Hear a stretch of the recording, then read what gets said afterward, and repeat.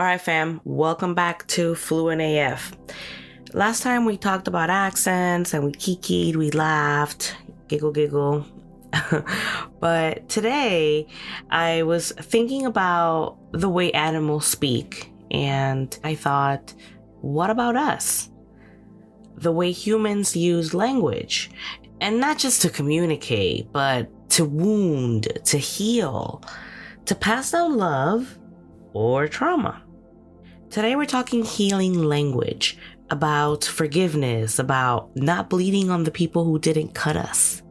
Yeah, we're going there. We're talking about language as a weapon.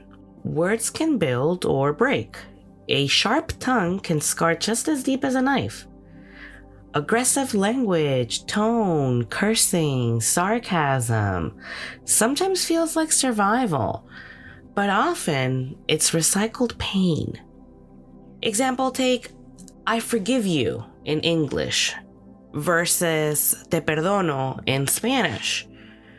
One can sound transactional, the other one feels sacred, like a release. Now let's talk about silence as healing. Silence isn't weakness. It can be the loudest form of healing. Choosing not to clap back, not to drag someone, not to pass down the wound forward, that's discipline and love.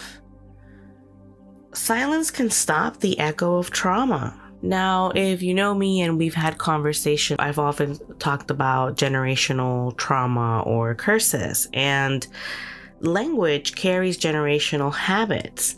The nicknames that cut deep, the yelling we normalize, oh, that's just how we talk. Healing language is breaking that curse. Choosing not to pass down trauma down to kids, partners, students, and sometimes friends. Abuela might have used harsh words out of survival, but we get to choose differently. Mirroring and reflection.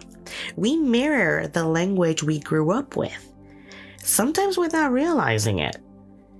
If you were raised around shouting, maybe you shout. If you were raised around silence, maybe you avoid. But mirroring can also be healing. Imagine reflecting back gentleness instead of aggression, patience instead of sarcasm. Healing language is like a mirror. We polish, we decide what we reflect back to others.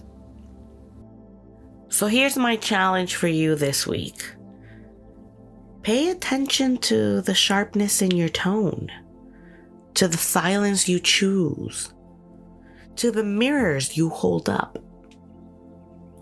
Healing language is forgiveness, yes, but it's also restraint, reflection, and courage. Thanks for listening, y'all. If this one touched you, share it with someone who needs to hear it. And as always, stay bold, stay fluent AF. Dale.